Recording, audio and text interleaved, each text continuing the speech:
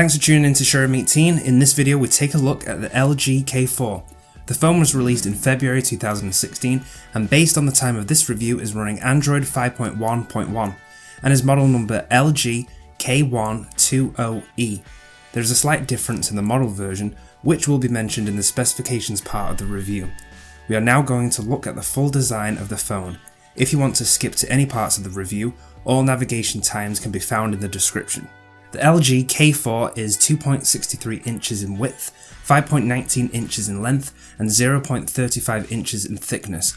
On the front is a 4.5 inch screen with a resolution of 480 by 854 and a pixel density of 218. Above the screen, to the top right, is a 2 megapixel front camera.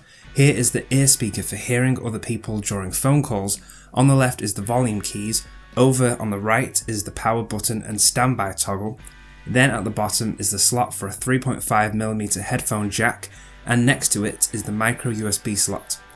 At the very back is a 5 megapixel back camera with light and speaker here.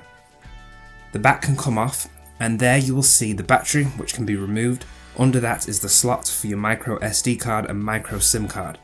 There's currently 3 different versions of the K4, the K120E, which is the European model and shares the same specs as the K130E, which is the Russian version. Then there is the K121, this is the model for Canada.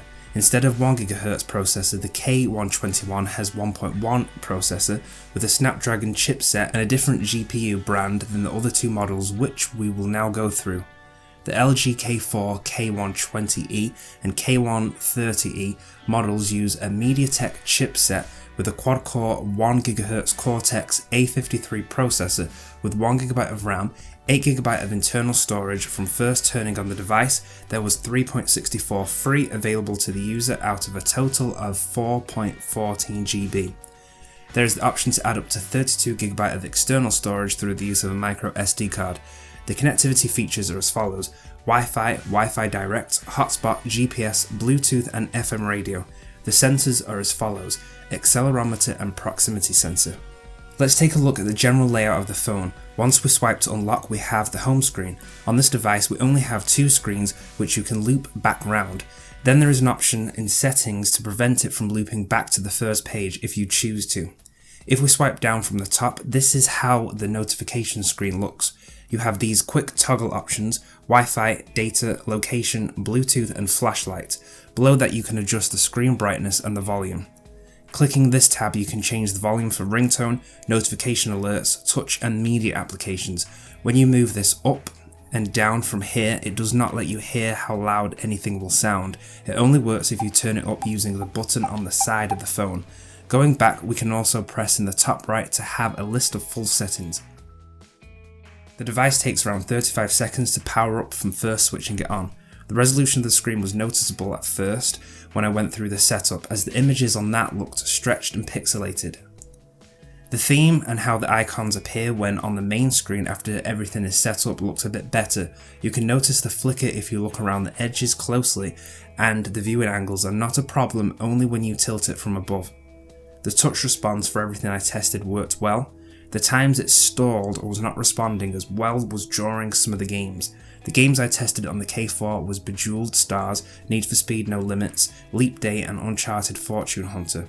Bejeweled ran without any issues. The same applied for Leap Day. It responded to all swipe and touch responses with no lag or noticeable frame drops. In Need for Speed there was noticeable slowdown during some of the quick drifts you were required to do and when you crash into police cars. With Uncharted Fortune Hunter, it ran slower than it does on tablets and other devices I have played. To control the character, you have to hold and swipe to create his path. This was not always responsive and it did feel like the phone was having trouble running it. Nothing that extreme, but games like Bejeweled are better suited for it. Loading up the camera, there is only few settings you can do here. You press this up in the top right to bring up those choices. We have View Your Most Recent Image, Camera or Video Mode. Pressing these will either take the photo straight away or begin filming. Going up is Flash settings, switch from front or back camera, and then further settings. Aspect ratio, voice command settings to take photos, timer and grid. Taking a look at the sample photos, some of the photos ended up out of focus. This happened when you pressed to take a photo using the screen, as it was very sensitive to the slightest movement.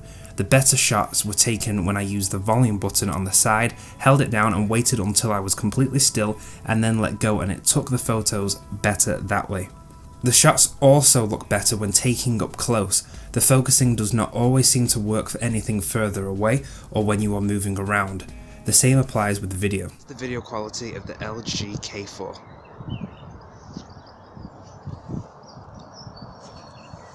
The quality of the front-facing camera. This is now a personal opinion based on my own experience with this handset, starting with the bad points. Based on the length of my hands, I had difficulty typing on the screen as quickly as I do with other phones I use. This was more noticeable when searching on Google and sometimes making notes. This was not a problem with games, swiping through the menus and using applications. The fact that it is advertised as having 8GB but you are left with below 4 leaves you with very little space out of the box. After downloading the 4 games used in this review, there was about 1.6GB left. Make sure you have an external SD card to resolve this.